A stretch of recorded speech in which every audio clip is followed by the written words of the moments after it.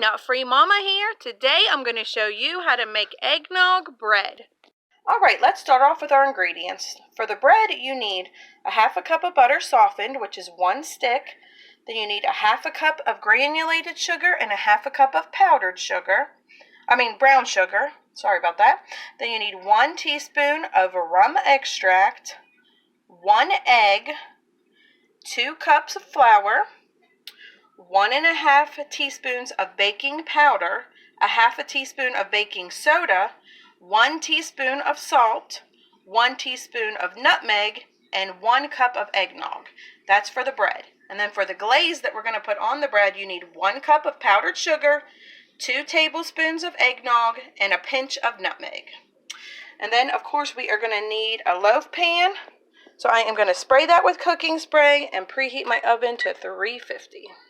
Okay, next you just want to cream together with an electric mixer your butter and both sugars. Remember, that's the granulated sugar and the brown sugar.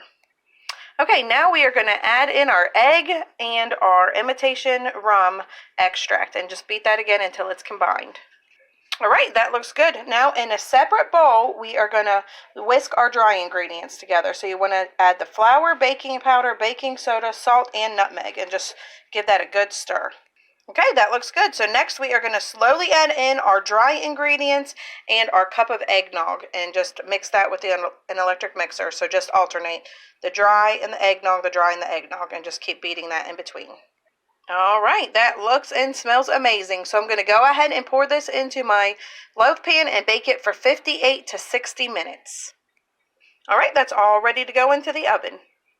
Okay, my bread just came out of the oven, so I'm going to let it sit here in the pan for 15 minutes, and then I'm going to transfer it to a cooling rack to cool completely. Okay, my bread is now cooling on the cooling rack, so I'm going to make the glaze.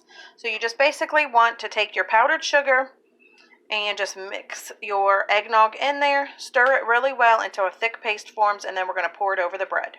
Okay, my bread is all ready to go. You just pretty much, the frosting is very thick and you just spoon it over there. Some of it may drip, but that would just look really good. And then you just sprinkle the nutmeg on top. So we'll cut into this and see what Taste Tester thinks. It's really pretty looking. Okay, Taste Tester, have a little taste. Okay.